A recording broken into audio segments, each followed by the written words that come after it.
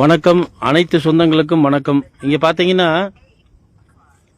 Hinduja housing finance limited இந்த இடத்துல வந்து பாத்தீங்கன்னா பாப்பம்பட்டியிலிருந்து பாத்தீங்கன்னா இடையரைப்பாளையம் பிரிவில் வந்து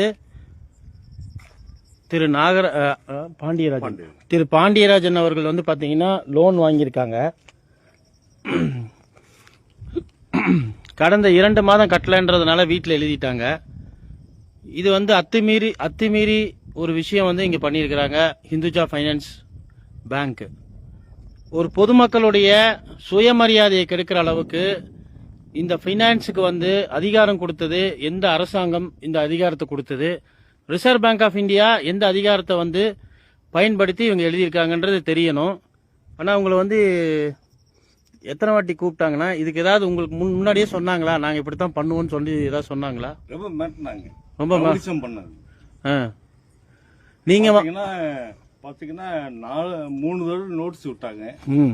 அப்ப கண்ணா ஆபரேஷன் 3 மாசம் வீட்டுல உட்காந்துருக்கேன். நான் எப்படி அதுக்கு முன்னாடி இன்சூரன்ஸ் கிளைம் பண்ணிருப்பாங்க இல்லையா, 65,000 என்கிட்டயும் வாங்கினாங்க.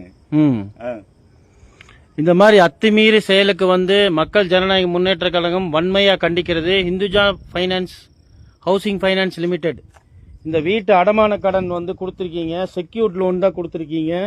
செக்யூர்ட் லோனுக்கு வந்து பணம் கட்டலைன்னா நீங்க வந்து நீதிமன்றத்து மூலியமா வழக்கை தொடுத்துட்டு நீங்க அதுக்கு உண்டான வேலையை பார்க்கலாம். அத்துமீறி இந்த செயலை செய்யறது வந்து வன்மையா கண்டிக்கத்தக்கது.